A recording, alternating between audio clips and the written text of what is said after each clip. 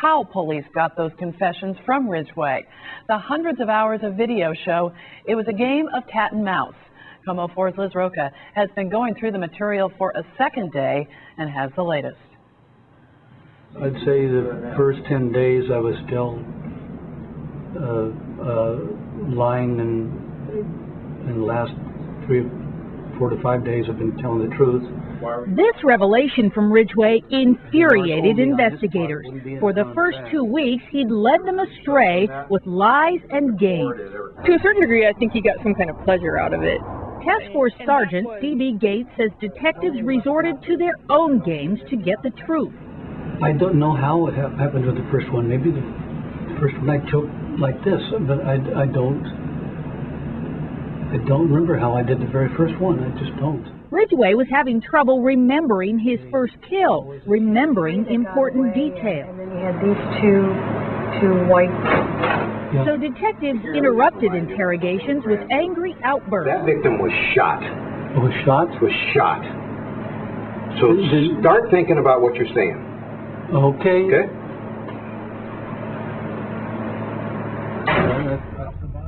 I thought it was up there. I dropped her. I didn't remember being back here, because it's more logical. And when Ridgway had trouble pinpointing the remains of an undiscovered victim. Where we got the stupid Gary for this one, or what's the deal here? Detectives berated him and took him back to his cell.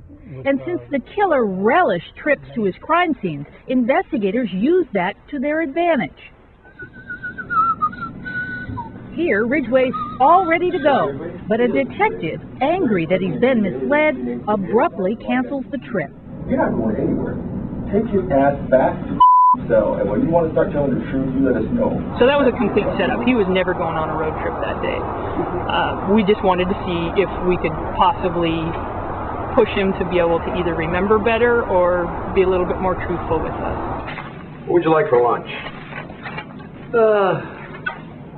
It's just a Big Mac and fries.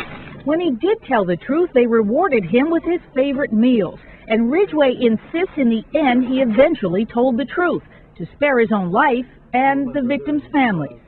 And then I got to thinking the families would like to know where their daughters are buried and how they died. Now, to this day, most of the investigators tell me they do not believe Ridgway told them everything he knows. They can't, for instance, believe he doesn't remember his first kill. The truth is, they say, we may never know if we know everything there is to know about the Green River Killer and his crimes. Dan, Kathy? Thank you, Liz.